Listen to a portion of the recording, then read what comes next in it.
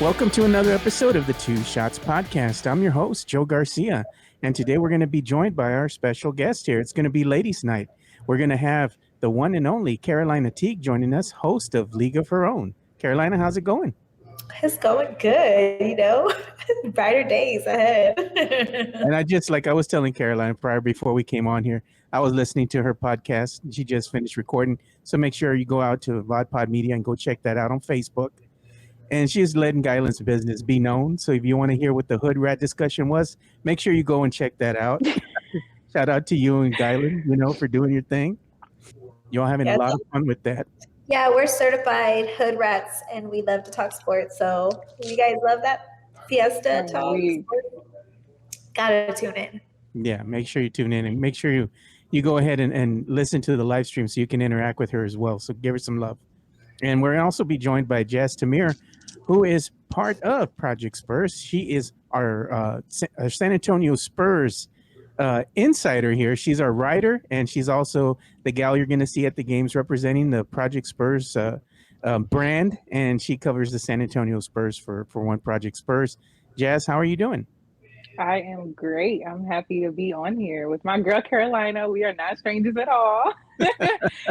But yes, ladies, you are always representing the ladies, Joe. Thank you. Yeah. And we do a really great job too, by the way, representing for the ladies.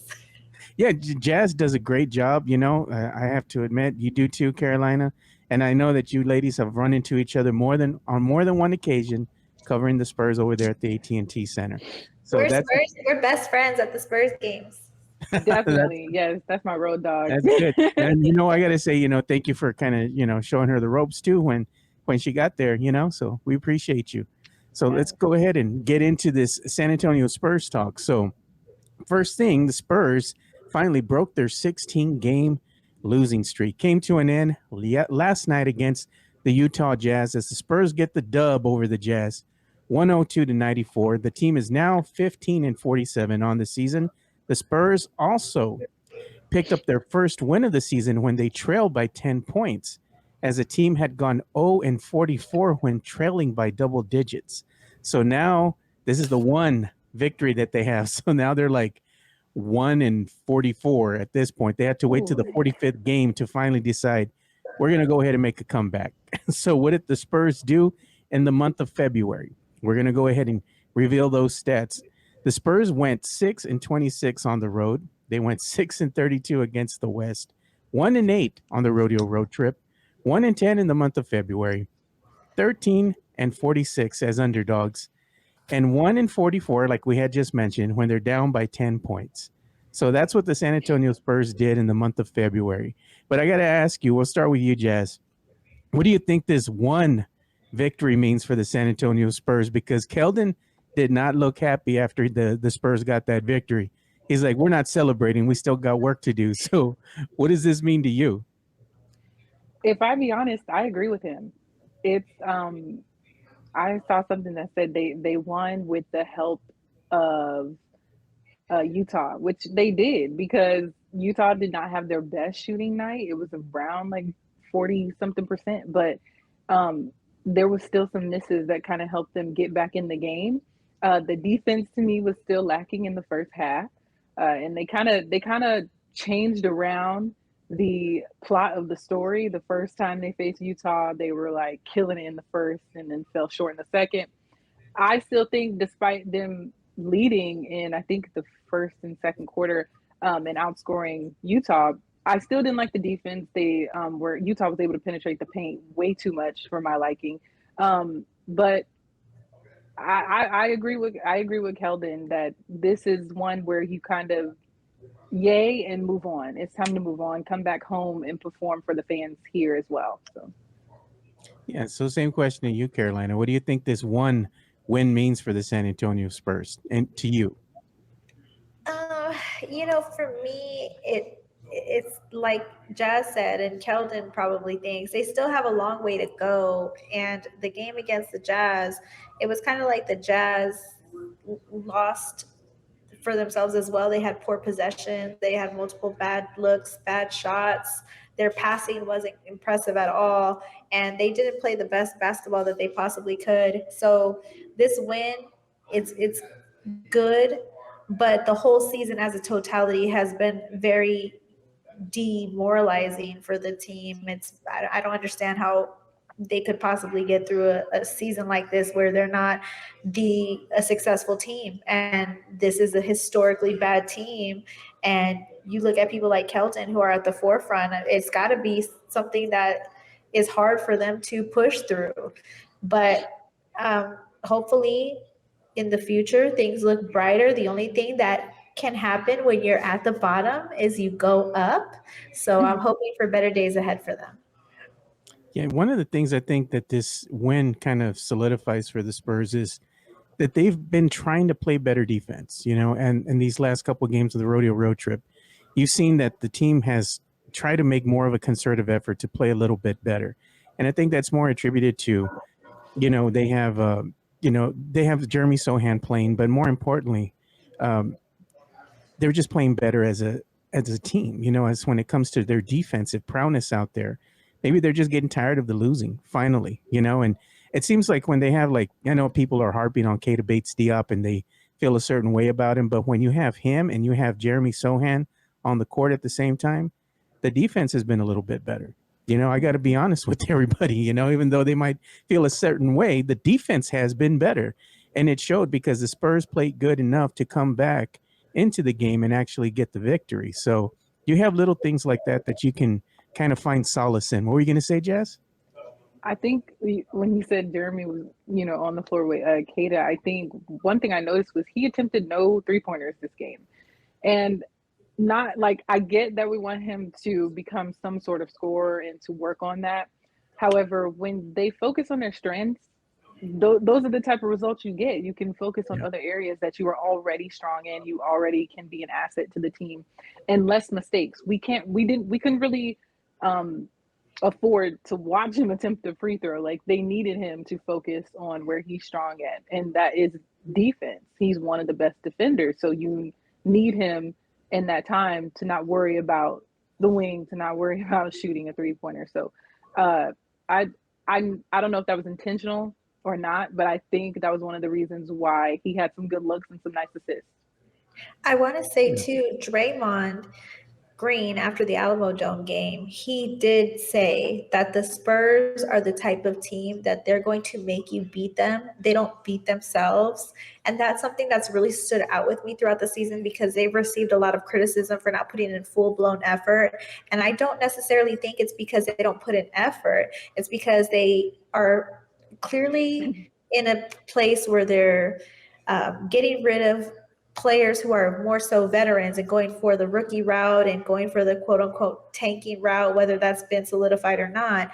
But every single time the Spurs go on the court, they're going to give full effort at any given moment. People question Keldon's defense. People question their ability sometimes offensively. But at the end of the day, I mean, one of the best NBA players of all time literally said they are not going to they're not going to beat themselves. So we need to give the Spurs credit for putting effort every single game despite losing, and being able to get back on the court and being able to fight every single night. So that's one of the things that I want to make clear, is that they're not purposefully losing.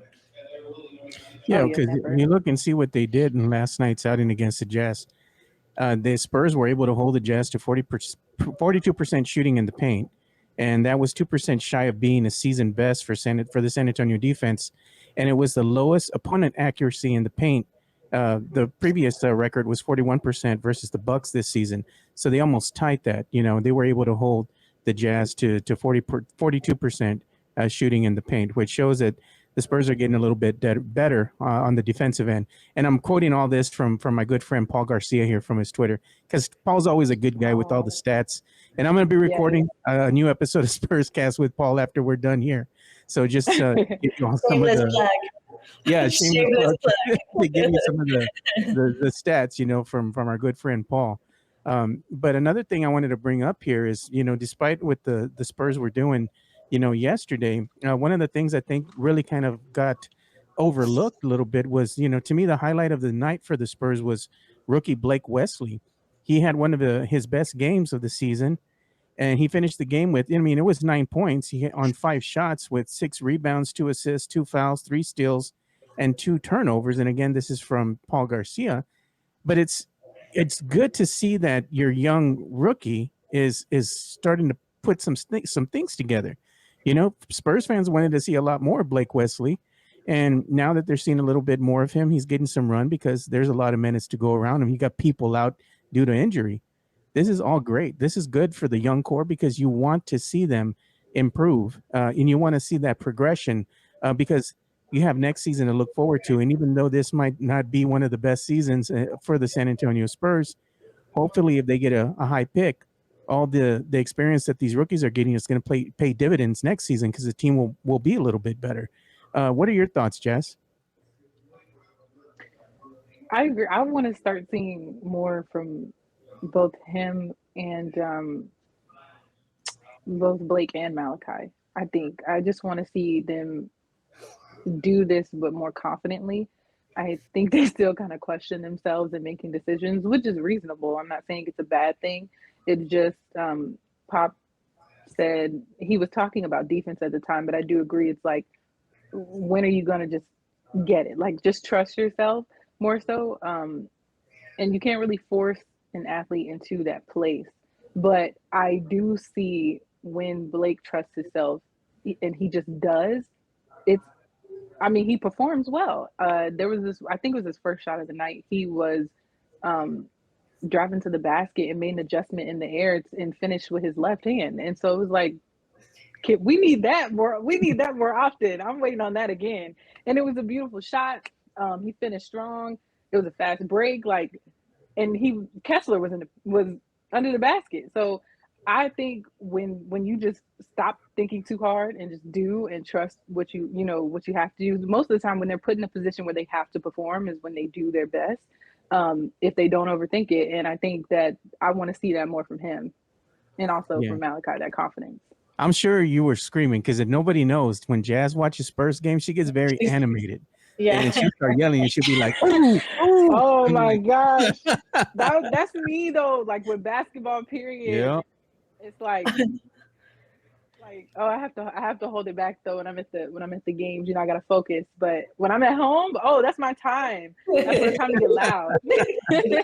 The fans don't notice that because me, Jazz, Evan, and some other the Spurs, Project Spurs faithful there, the staff members, we had met up at a Little Woodrow's and we're watching the game. And Jazz was like going off. I was like, I like that energy from her. Yeah. So what about the real me, guys?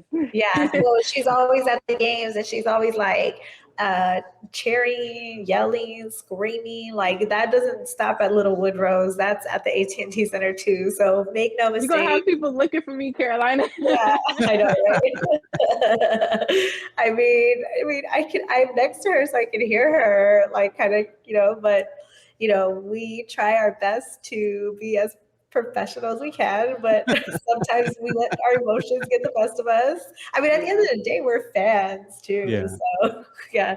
Look at Jazz. She's probably looking at me. She's like, "You letting everybody know my business." No, well, I told God's business earlier with the electricity bill. So no, just kidding. Blake Wesley, for me, honestly, Jeff McDonald wrote a great article saying that he's going to be taking on more responsibility. And I really like the fact that he's going to be taking out responsibility because, he's playing in face of Trey Jones and, Malachi Branham, who's been starting in Jones' spot. He limped off in the second half because he had back spasms. And then you see somebody like Blake Wesley being able to dominate in the second half. And similar to what Jazz said, Keldon said that's the Blake Wesley that they're used to seeing. He's picking up, he's getting into the game, he's disrupting the game. And, he's had his issues too. He missed 2.5 months in October after suffering a torn MCL. He had to recover from that, start getting back on his footing, start getting back in good shape. And one of his struggles has been his ball handles. I mean, he said that himself but he is getting more confident, like Jazz said, and it's an adjustment period. Like Kyrie Irving said recently after the post Mavs game, there's an adjustment period, whether you're new to a team after you just got traded there, or whether you are somebody like Blake Wesley who's getting thrown into the game in the second half and that's not what you're anticipating. There's an adjustment period, and there's times where you're going to have to develop yourself in certain areas, and one of those areas for him is his handles. But Coach Pop has given him compliments. He complimented him yesterday. He said that he's better with his speed and he's doing a great job developing. So hopefully we see more of that type of Blake Wesley in the future, and he starts having this emergence on the defensive end of the ball as well as offensively. And I'm really excited to see more from him and Malachi Branham as well. Yeah. So hopefully good things will continue to happen with the Spurs young core. And even though the Spurs continue to lose, it's not necessarily a bad thing because, you know, that's going to mean a higher pick in the draft. But more importantly, if they can just play a little bit more consistent basketball from here on out, they have 20 games left on the season. And if they can just be a little bit more consistent, not only on the defensive front, but also from their offensive perspective, especially with the younger core, that's going to be conducive to them hopefully winning more games in the next upcoming season. So a lot of things that Spurs fans can still look for, even though the team is losing. But we had some breaking news here. I got this directly off of Jazz's Twitter account, and she had an update here on Devin Vassell. You want to let everybody know what's going on with him? Devin Vassell is probable for tomorrow's game against the Pacers. Best news we've gotten in the last 40 days. Yeah. But I think the probable may be a good chance we see him on the floor tomorrow. Because he's the type of athlete where if he's ready to go, it's put me in, coach. Like that's his mindset that I've seen. So probable to me is a good thing. And I'm personally leaning more towards hopefully seeing him on the court. Yeah, we can go wherever you want to go from there. I'm ready.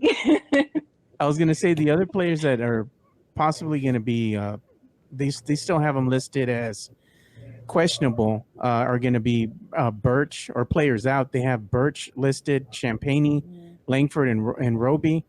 Questionable, they have, of course, Jones, Keldon, and Branham. And that's a shame because Malachi Branham, he's been balling out, you know, and I don't want to see him get some rest, but it's probably due to load management more than anything. But Malachi Branham in the month of February among rookies, he has the most total points at 185, highest scoring average at 16.8 points per game. And he's tied for first in field goal percentage at 50%. And he has the most made field goals at 75, 11 more than second place Paolo Banchero. And he has 5 games with 20 plus points. So he's first right now for the month of February amongst rookies. And I don't want to see him rest. I want to see the young man get out there and you know, get some run. But, you know, Coach Pop has to do what he's got to do, you know, for the longevity of his players. So I respect it, I guess, but I'm not happy about it. I want to see more Malachi Branham. I'm a fan of Malachi's. I thought he's always been, you know, had a lot of potential and he had a high ceiling. So I love seeing his growth, you know, gets you excited for the upcoming season. But moving on here, we're going to get away from the Spurs talk a little bit, and we're going to get into something else here. We're going to talk a little bit about boxing and a boxing match that I saw on Sunday.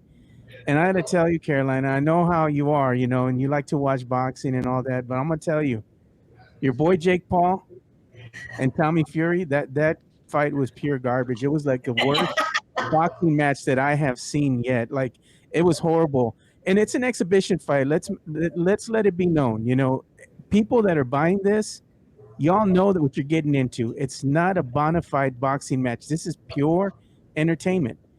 But Jake Paul, to his credit, has been boxing a little bit here, so hopefully he's getting better. I didn't see it in this match, but hopefully he gets better. And then he was fighting a legit boxer, finally, a real boxer in Tommy Fury, younger brother of Tyson Fury, the Gypsy King. You know, we all know about him. And there was like much hype about this fight, and Tyson Fury saying, "Oh, my brother's gonna knock him out in like 4 rounds. I guarantee it." A lot of trash talking going on. And then they start boxing. And they're like, okay, let's see what they got. And there was more hugging than there was boxing. A lot of fight, a lot of punches thrown in this fight. Not a lot of punches landed.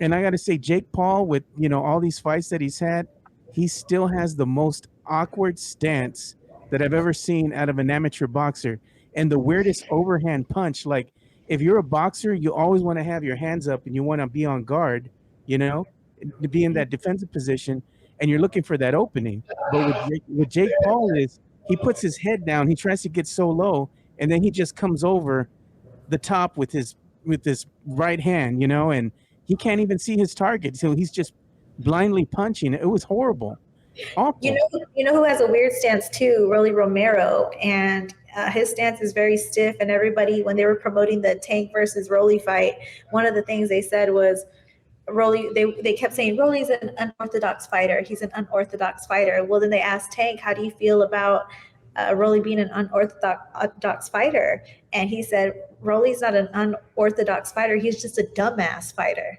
And so, like, I feel kind of the same way with Jake Paul. Like, I don't think he has a weird stance or a weird pivots or anything of that nature.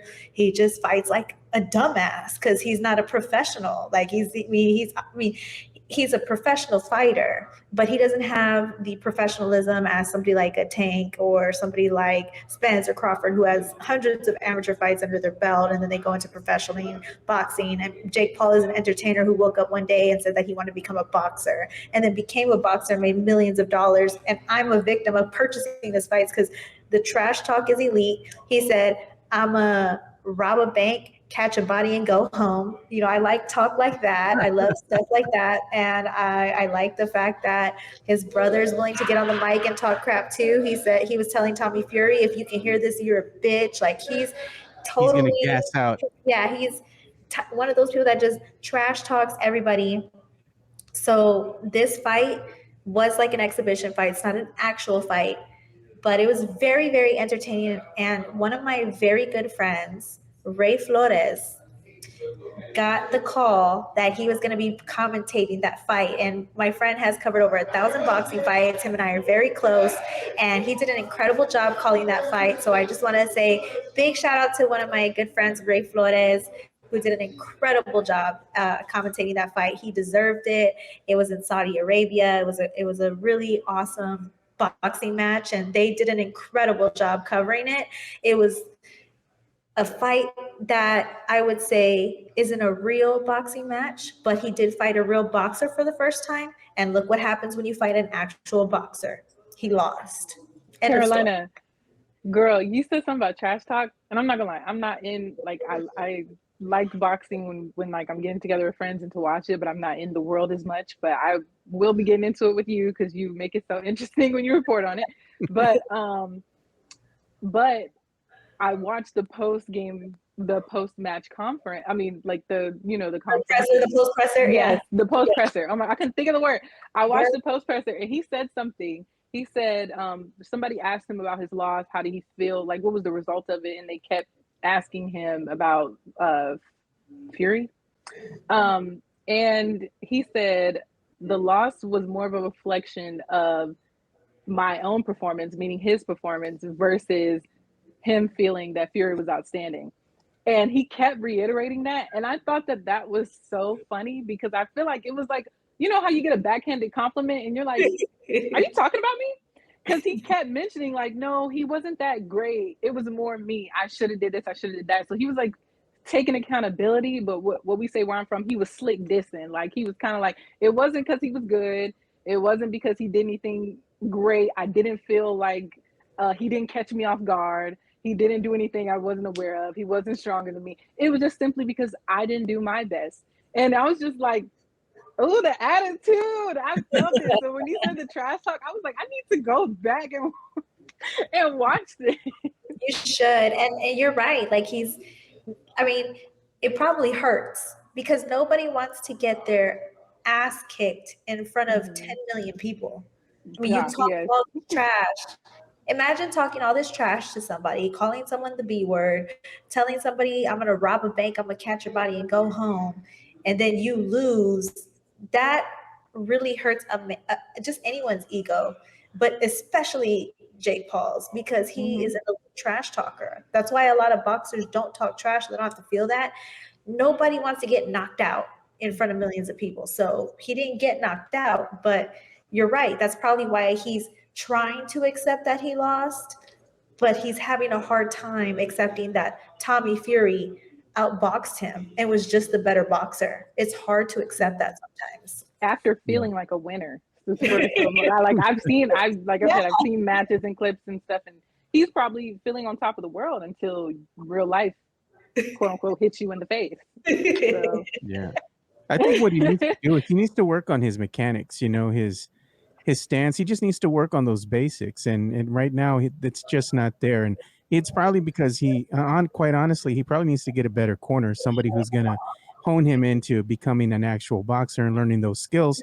He's getting experience, but he still hasn't put all those tools to work yet. You know, there's a lot of things he still needs to learn. And if he winds up going pro and he gets some opportunities to start fighting some of these lower level fighters, it's going to be tough for him because anytime you're going into the ring, you have to prepare. And I just don't think, like I said, he's not a pure boxer. So his mechanics aren't there. And there's just a lot of things he still needs to put together.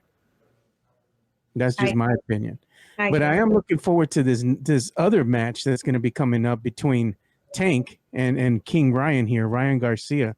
And like I was telling you, Carolina, that I will watch. Yeah, I got to pull for the raza. I got to pull for my peoples, you know, and especially Garcia. That's familia right there. That's already family. So you know I got to go with Ryan. Yeah, I know. I was gonna say, I was like, you gotta, hold it down for your cousins. Cousin Ryan Garcia.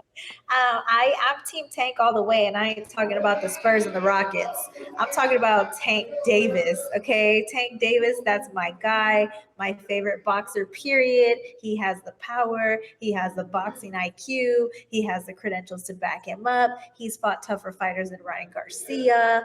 Ryan Garcia, you could tell he's mentally focused this time. He took his mental health break. Ryan Garcia has the speed. Ryan Garcia has the height and the reach. But there is no way that Ryan Garcia is going to outbox Tank. Trust me. Oh, we got to take a little bet on that. So we'll talk before that fight starts, Carolina. There's no way. I'm putting the whole Jazz. I know you're getting into boxing and you're going to be watching the fight. Don't listen to Joe. Oh, no. No, she's pinning it down against you already. Oh no! I gotta go for my peoples. You know, I gotta go for another Garcia. But you know, my heart tells me that Tank is gonna win. But I gotta pull for Ryan. You know. Yeah. Oh, this is gonna be good. You got Jazz. You gotta be the tiebreaker. Yeah. Oh, I can do that. I can do that. Yeah, but let's go ahead and talk here about the San Antonio Brahmas as well. You know, since we're going to get off the boxing talk here, the San Antonio Brahmas actually winded up getting their first season win. You know, their first victory of the season here against the Orlando Guardians on Sunday, this past Sunday. Final score on that was 30-12. You know, and this is good for the San Antonio Brahmas because after that disappointing loss here in front of the home crowd in the Alamo Dome, where they were up against St. Louis for most of the game, and they didn't wind up letting them come all the way back, and the St. Louis Battlehawks winded up sneaking out of the Alamo Dome with that victory, you know, 18-15. Heartbreaker. It was a heartbreaker for not only them, but for the fans. That's not the way you want to start your season in front of the home team, you know, in the home crowd. You're asking in the last minute. Exactly. You know, they couldn't close out that game. But it looks like they learned from that, which is probably good for them. They like I said, beat the Orlando Guardians 30-12, and they have their next game is going to be on this Sunday, March the 5th. Starts at 7:00 p.m. Central Time, and you can watch that game on ESPN2, and it's going to be against the Houston Roughnecks. So hopefully they can go ahead and start stringing together some wins. So we'll see what happens on this Sunday's game. So at least there's some football to watch on Sunday if you're a football fan. I know I'm a football fan. I know Carolina's a football fan. What about you, Jazz? You a football fan? I am. I actually probably enjoy watching it more in person than I do like reporting about it. But I grew up in a football family. I grew up in a Cowboys versus Redskins family, or Washington, I should say now. So yeah, it's actually nice that it's here, because now I can take my mom to a football game, even though it may not be NFL. She's the bigger football fan than me, but nah, she would love it, I think. And it's about time San Antonio get an extra sport or extracurricular activity to do here. So Yeah, besides basketball, right? Yeah. yeah. Well, I can't say that publicly because people will say like, "What about UTSA?" So, I so mean, but it's the next level. It's the next level. exactly. Thank you, Jazz. We Thank support UTSA all the time. We do, and but the thing is, like, if we don't, we get dragged. So we got to mention UTSA. They Yeah, treat it like they're two-time conference champions back to back. I think everybody is They'll be pretty all right. aware of UTSA. Yeah. We It's gotta time give a to get shout with out this to the new San UIW. Antonio Houston. UIW too. Then Yeah. if we mention UTSA, the UIW fans get mad. They're like, "What about UIW?" Then we got to go to high school teams. What about Judson? What about Roosevelt? What about? No, I'm just kidding. Well, you know what? Everybody has their moment, and everybody knows that Texas, especially San Antonio, is like a football town. So there's no surprise that people are going to be excited about this new thing. But that does not mean that they're going to stop going to anything from Pee Wee up to professional. So You know, it's not going to stop. you are not lying, because didn't they have that show? It was called Little Tykes or something on Netflix. Yes. Remember that? Yeah. What was that called? The Yeah, Little League. that was based in San Antonio. Yeah. That show was, all those little kids were from San Antonio. Kids, yeah, like on the northeast side. It was based around San Antonio team. So you're right. When it comes to Pee Wee on up, San Antonio is going to show up and show out every time when it comes to football. They don't play. So the fact that the XFL is here now and they have double the attendance as any of the other XFL teams, it makes sense that the XFL is going to bring the championship here to San Antonio for the final game. And as far as the performance is concerned about the Orlando Guardians are probably the worst team in the XFL. So it doesn't surprise me. Well, they're at the bottom of their standing, so yeah, exactly. Yeah, they're the worst team. They're not good. Yes, it's good morally for the Brahmas. I was like, what the hell is their name? I just got used to their name. I mean, yeah, the Brahmas beat them. They dominated. But we need to see what's going to happen here on and here out, because, I mean, I think they played excellent in their first game. They attacked the ground game really well. They were able to effectively shut out the St. Louis Battlehawks the first 3 quarters, and then everything unfolded in the last minute and 33 seconds. And then, of course, they had the turnover on downs at 4th and 15th with the new rule, which I really like. And that was what really turned everything around. So Hines Ward had came out and said they beat themselves, essentially. And he sounded like Jake Paul. And then then you roll into the game with the Guardians and you beat one of the worst teams. If they're able to keep that momentum, hopefully San Antonio Brahmas end up at the XFL championship. It's going to be really exciting. And I think The Rock, I want him to come back. The Why? Because you just want to look at him, or? I think we'll kind of see where they are for real this next matchup, because Houston is number 1 in their conference right now. So I think we'll be able to kind of measure them a little bit and see, see if we're gonna go through some growing pains with them like we are with the Spurs. It's a good game where we can see where they really are. I agree. Yeah, so we're going to start coming and bringing the show to an end. And we're going to talk about one more thing before we go ahead and, sign off here for the Two Shots podcast. I was lucky enough to see a screener of Creed 3 last night. I did invite Carolina, but she was busy. She couldn't make it. So she missed out. Carolina. It was good. It was a good screener. Like, I can't ruin the movie for you guys, but I'm going to wind up doing a movie review for countdowncitygeeks.com, where you can go ahead and check that out. It's going to be available later on tonight after I finish recording the Spurs cast. Then I'm going to record that review of Creed 3. But I got to tell you guys, like, this is probably the best movie in the trilogy. And I got to say, like, the fighting sequences are like top tier. They're pure fire. It's amazing to just watch them. It makes you feel, this film actually makes you feel like you're right there watching the whole storyline, like you're part of that for this highly anticipated prize fight between two heavyweights, you know. So you're seeing all the both these boxers going through some things, you know, and you're seeing all the backstory and everything. Great build up, great story. I mean, the acting was top notch. And shout out to Michael P. Jordan. I mean, this is his first directing My debut, gosh. you know, directorial debut, and he just knocked it out the park, you know, like Yes. he was really talented. So kudos to him. And I just saw him actually this morning because I saw that he was going to be coming out with the whole cast, you know, of Creed 3 on that daytime show, Sherry. It comes out Mm-hmm. on Fox 29 here locally. So Yeah. I tuned in to watch that, and they were just talking about, you know, some of the things that they did, you know, to go ahead and prepare for the film and whatnot. But everybody just like took great pride in releasing such a high level product. It really shows it. I gotta say, it was refreshing to watch this, a real film, versus all the stuff that I usually see, which is Marvel related. You kind of forget sometimes that you don't need all that CGI to like enjoy a film. Like you can get back to the old school ways, you know, where it's just actual acting and not so much of the green screen stuff. So a refreshing change. And really, if you all haven't seen it, which I don't think you or Carolina has seen it yet, make sure you go check it out this Yeah. weekend. It's real good. It's okay, Carolina. We're gonna have a girls' night. I was We're gonna gonna say, go I was see it together. gonna say that. Because no, I love. Oh, go ahead. Me and Jazz have been talking that and saying that when the Spurs season over, we need to finally actually hang out because we don't have any time. And you know that, Joe, because we try to schedule this show for like 6 months, I think. Oh my God, so many, so long. We're Oh, all wow.